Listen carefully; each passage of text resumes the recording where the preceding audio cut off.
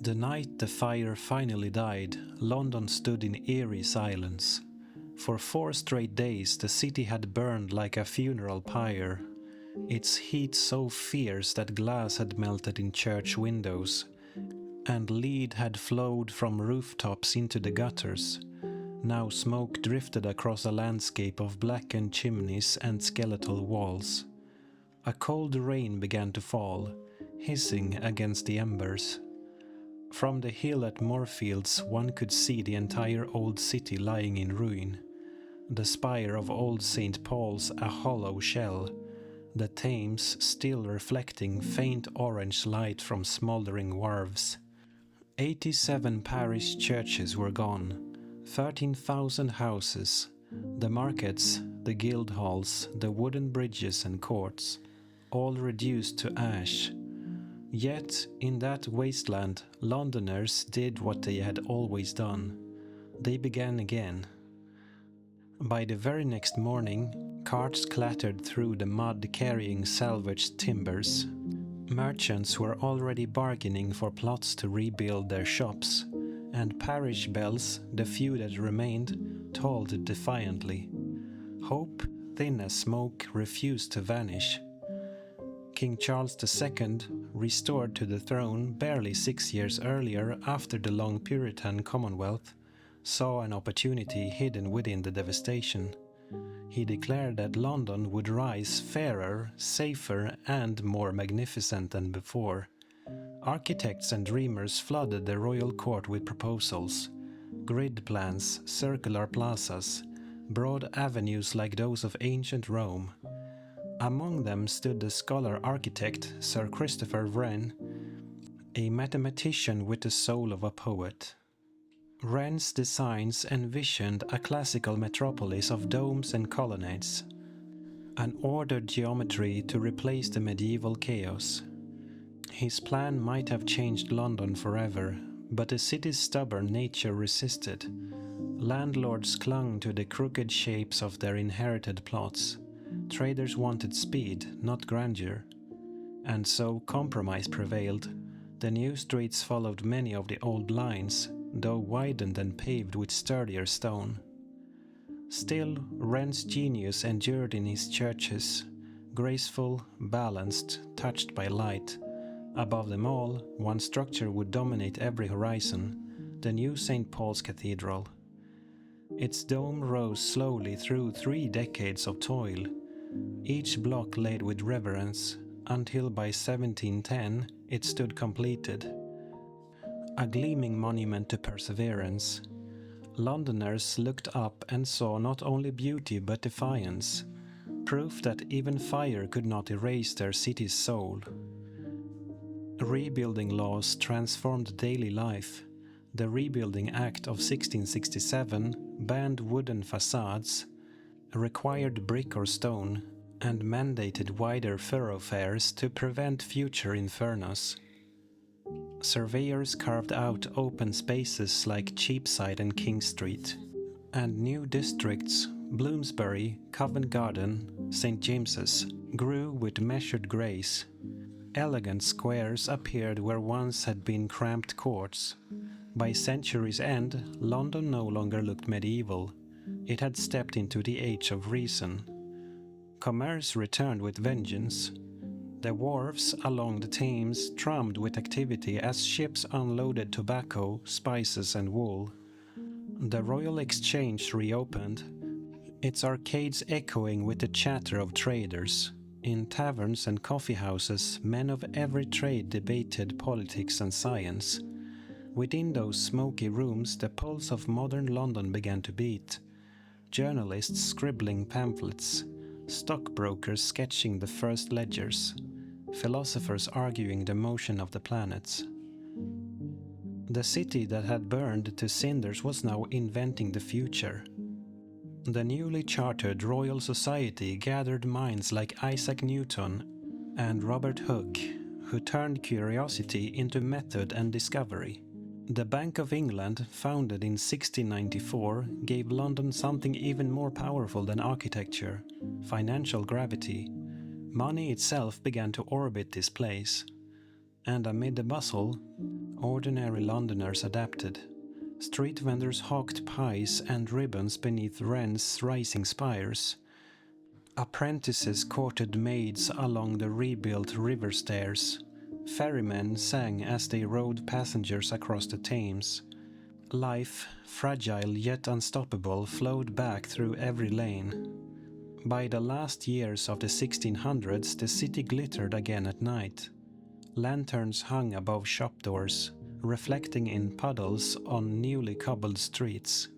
The hum of voices replaced the crackle of flames.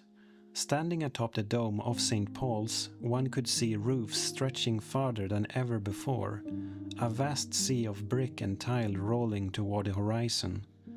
London had endured plague, civil war, and now fire. It had been scarred, humbled, and remade. But more than that, it had learned something from the ashes, that destruction could be a form of cleansing, a violent kind of renewal. Out of the fire rose not just a city rebuilt, but a city reborn in spirit. The merchants spoke of opportunity, the philosophers spoke of progress, and the people, those who had lost everything, spoke quietly of pride. For they had seen London fall, and they had watched it rise again. They knew, as the new century approached, that their city's destiny was only beginning. By the dawn of the 18th century, London had regained its rhythm, a new confident pulse that could be heard from the docks to the coffeehouses. The scars of fire had healed, and in their place stood a city buzzing with ambition. Ships now arrived daily from across the world, sails like white wings crowding the Thames. Their hulls creaked under the weight of tea, sugar, tobacco, spices, and silk. The smell of the docks was overwhelming. Tar, salt, sweat, and the faint sweetness of molasses. Men shouted prices in half a dozen accents as barrels rolled over cobblestones and cranes swung high above the wharfs. London was no longer just England's capital. It was the beating heart of an expanding empire. From the Caribbean to India, from the coasts of Africa to the icy waters of Canada, goods flowed toward this city as if the world itself revolved around it. The Bank of England, founded just years earlier, had stabilized the flow of credit and turned speculation into a science. The Royal Exchange, rebuilt in grand stone after the fire, became the stage where merchants and financiers built fortunes that would shape generations. But London was not simply rich, it was alive with ideas. The century that followed would come to be known as the Age of Enlightenment, and London became one of its brightest centers. In smoky coffeehouses, men and women gathered not just to trade, but to debate. The air was thick with talk of liberty, science, reason, and reform. A person could walk from one side of the city to the other and hear a dozen revolutions being born in conversation. At Button's Coffee House, poets argued about beauty and truth. At Lloyd's, ship captains shared maps and tales of foreign waters. What began there would become the world's greatest insurance market. And at Garraway's, traders speculated over cups of scalding tea on the future of the entire world. Newspapers multiplied like wildfire. The Daily Current, the Spectator, and the Tatler gave voice to a new public opinion, a chorus of readers hungry for knowledge. Pamphlets poured off printing presses by the thousands, their pages filled with politics, philosophy, and gossip. And through it all, London kept growing. Its streets spread outward like veins from the heart. Georgian architecture, clean, symmetrical, dignified, replaced the narrow medieval timber of old. Squares like Bloomsbury, Hanover, and Berkeley rose with identical facades, where red-bricked houses lined tidy gardens. The upper classes dined in candle-lit rooms, spoke of literature and music, and filled their walls with art from across the world. But beyond those polished neighborhoods lay a different London, one of cramped tenements, open sewers and poverty. In the East End, in Southwark, and along the riverbanks, thousands lived in single rooms. The city's population had exploded, drawing migrants from the countryside in search of work and fortune. For every wealthy merchant in Mayfair, there were 10 laborers living in hunger. Still, there was something magnetic about London's energy. Even the poorest could feel it, that invisible hum of possibility that ran through the air. Writers began to capture the contradictions of this great city. Daniel Defoe painted portraits of merchants and rogues alike. His Journal of the Plague Year reminded readers that progress was fragile. Jonathan Smith mocked society's hypocrisy with razor wit. And Samuel Johnson, whose dictionary gave English its shape, once wrote, "When a man is tired of London, he is tired of life." In Johnson's time, the city was already a world within itself. Horse-drawn carriages clattered along Fleet Street. Theatres at Drury Lane drew packed crowds. The bells of St. Paul's tolled over a sea of rooftops. And every night the Thames mirrored the glow of thousands of oil lamps dancing on the current. It was an age of contradictions, wealth and want, freedom and exploitation. The same ships that brought tea and sugar also carried enslaved Africans to distant plantations, fueling profits that would build London's banks and mansions. The city's greatness, like much of its empire, was shadowed by injustice. Yet, even within those contradictions, a new spirit was rising, one of reason and reform. Movements for education, abolition, and human rights began to take root. The Royal Society continued to advance discovery, while small societies and reading clubs spread literacy among common people. London was transforming from a rebuilt city into an idea, a living embodiment of human ambition, where commerce met curiosity and power met philosophy. As the century turned toward its end, the storm clouds of change gathered once again. Revolutions in America and France sent shockwaves through Europe.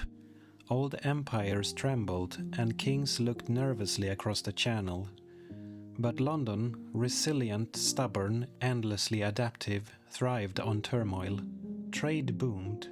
New docks were built at Wapping and Limehouse to handle the flood of ships, and along the embankments, warehouses stretched endlessly, stacked with goods from every corner of the known world. It was said that if you stood on London Bridge at noon, you could see the entire world pass before you, from Indian sailors unloading tea, to Caribbean merchants bargaining, to English clerks scribbling ledgers in the drizzle.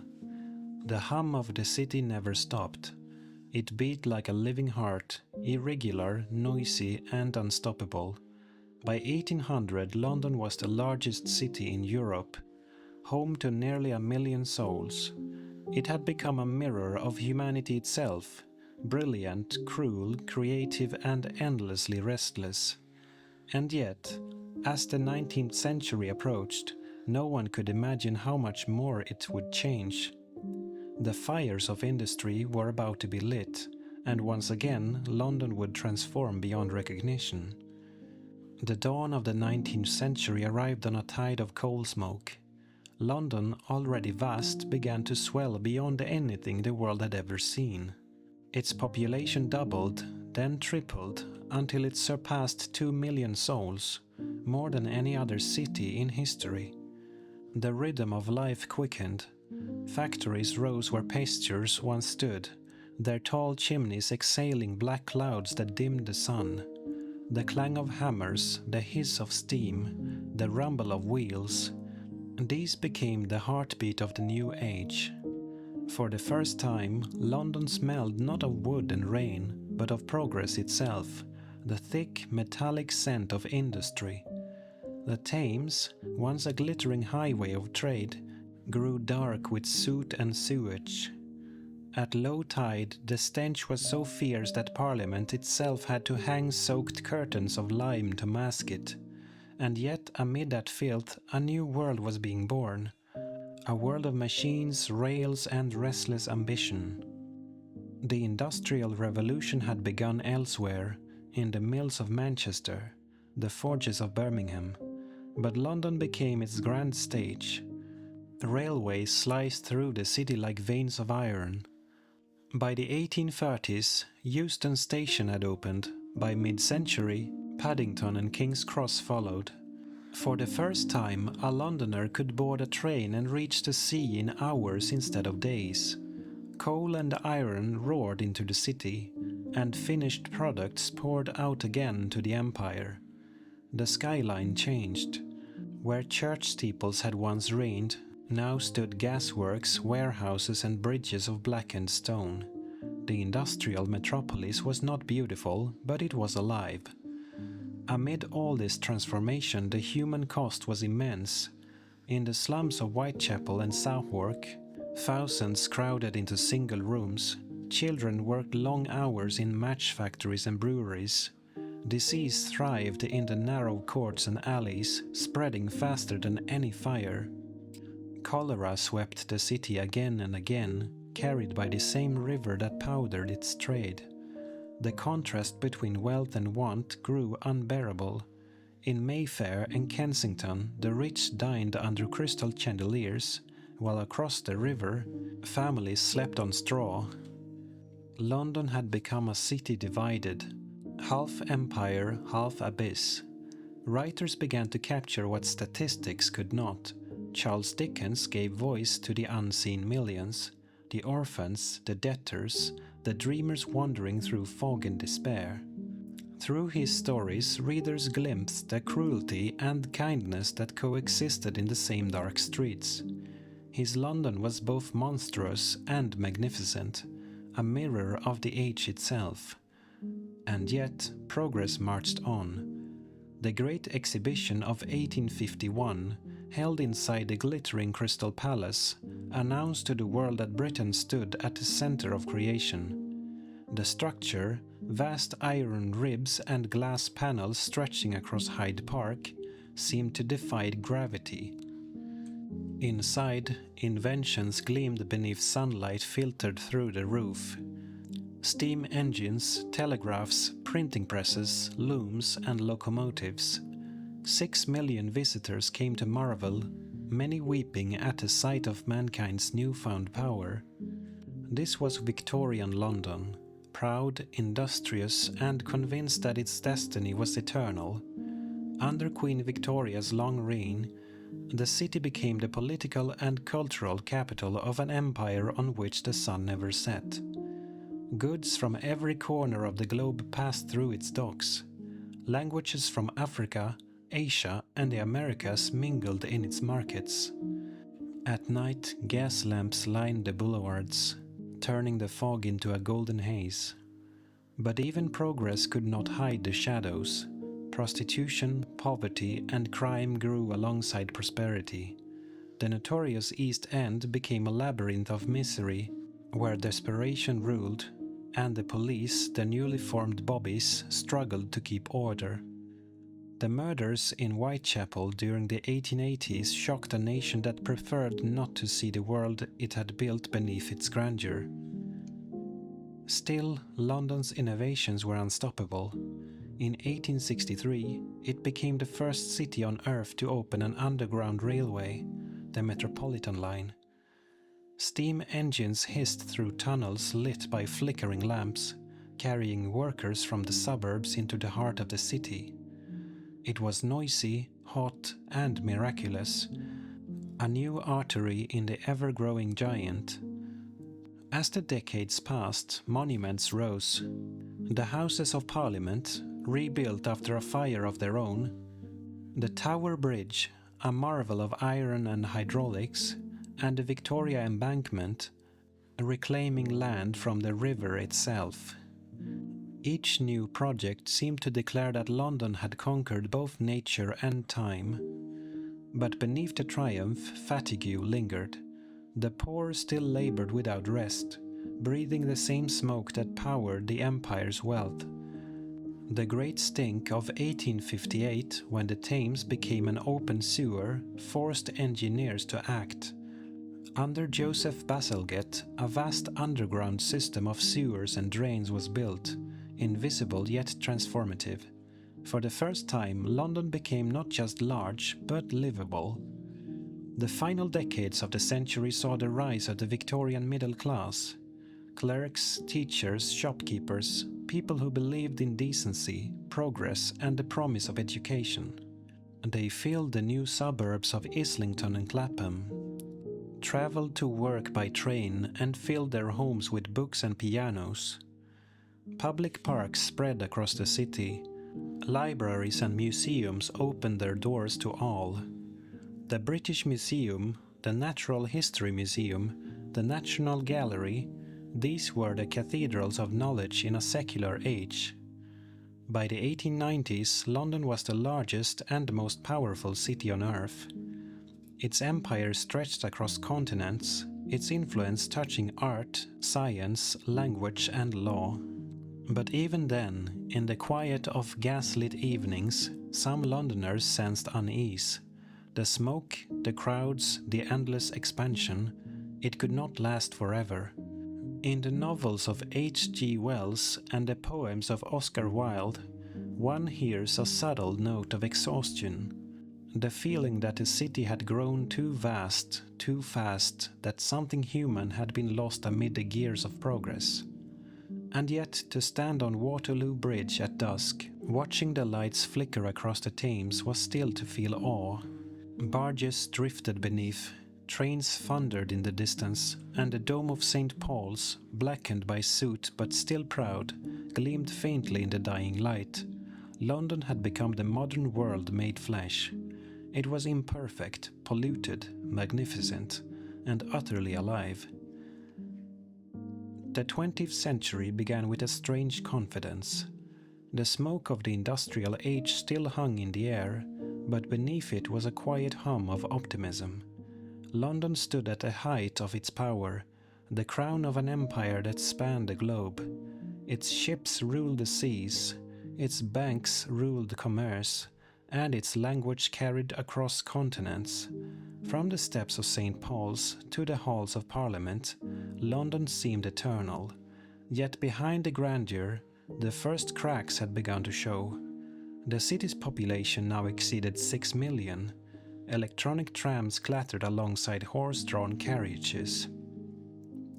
Telephones buzzed in offices, and a young generation spoke of the future with both awe and unease.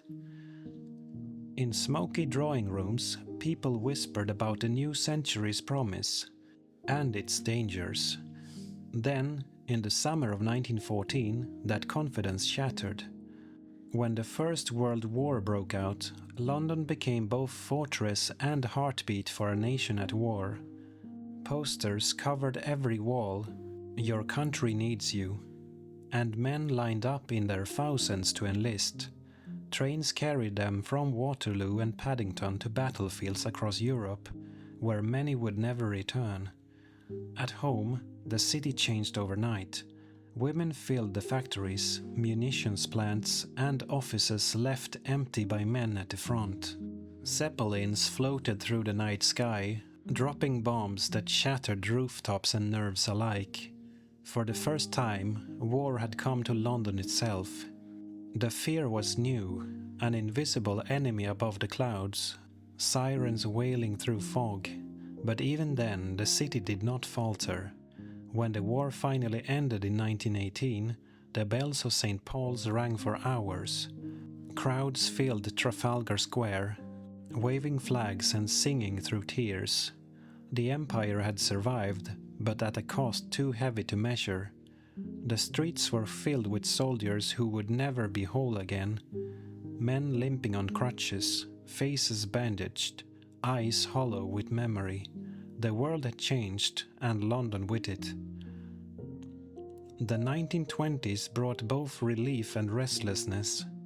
Jazz drifted from dance halls in Soho. Electric lights glowed brighter each year. Cinemas spread through the city. and for the first time Londoners saw their own world projected in silver light. But beneath the glamour, poverty deepened.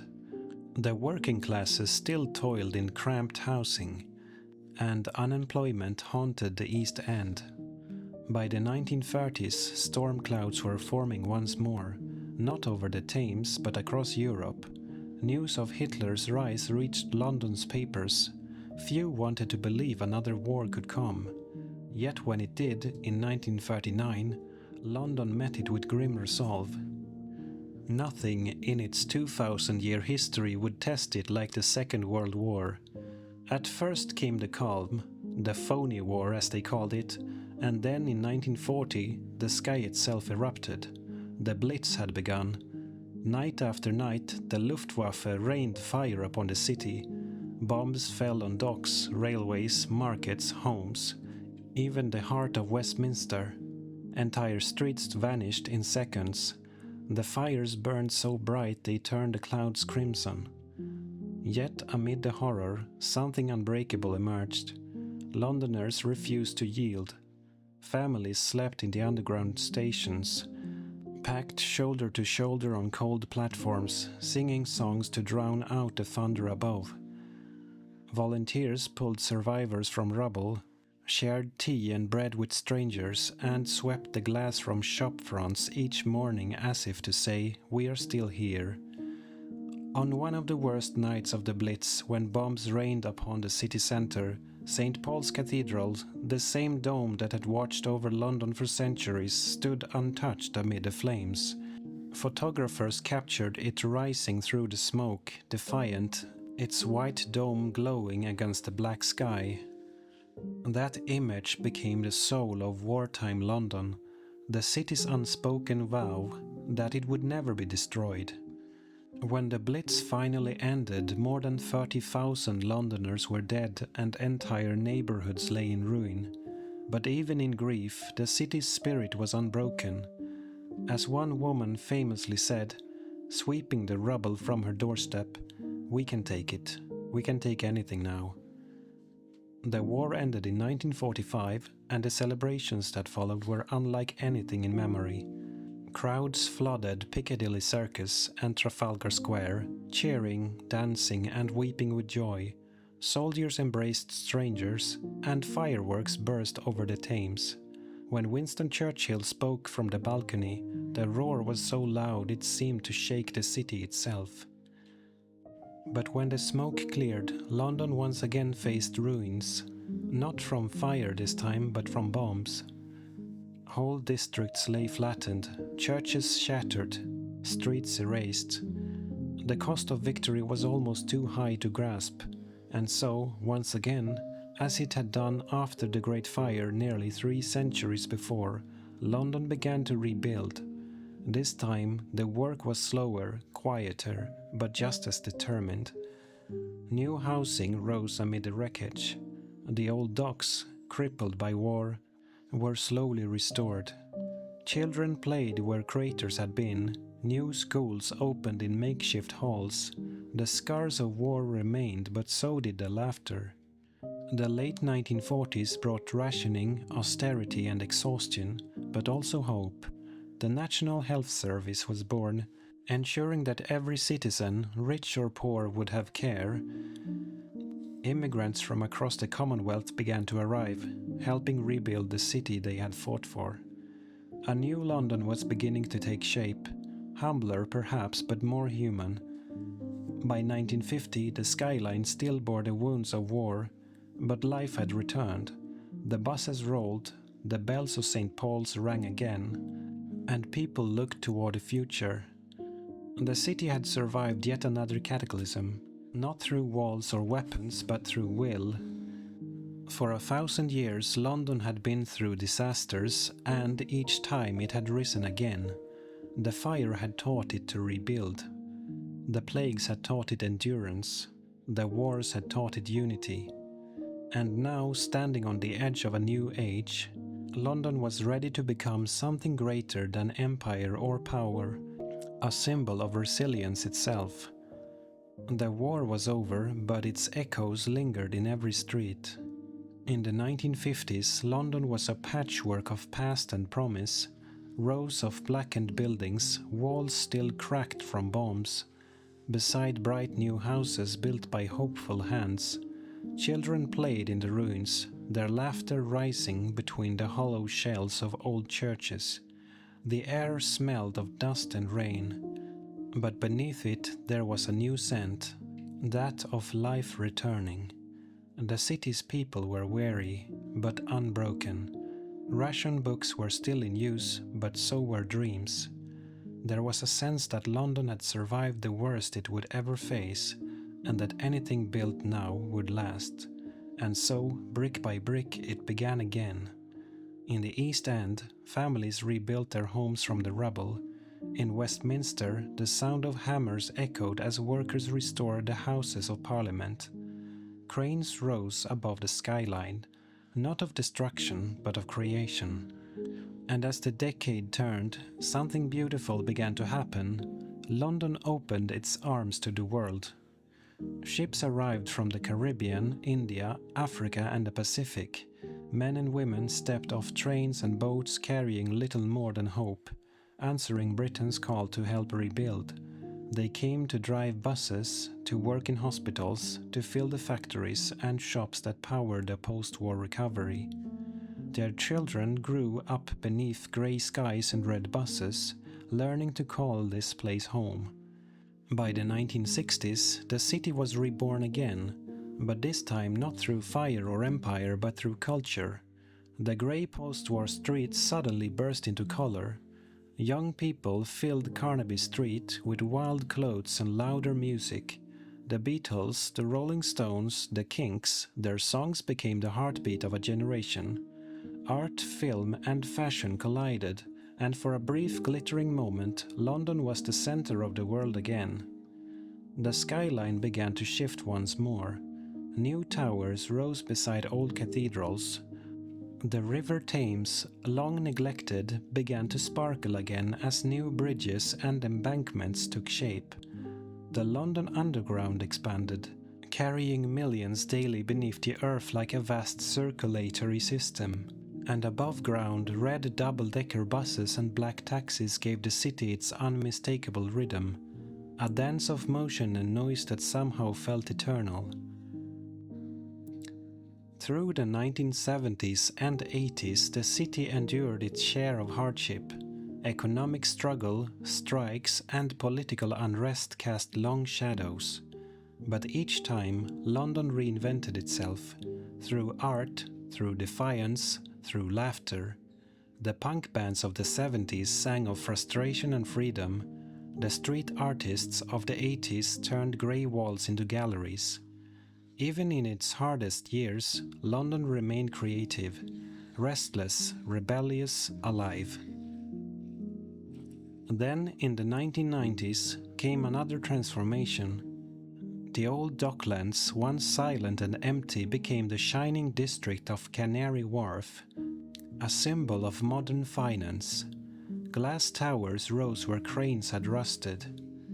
The Millennium Dome appeared like a spaceship beside the river, and with the dawn of a new century the London Eye opened, a perfect circle turning slowly above the Thames, letting people see their city as never before.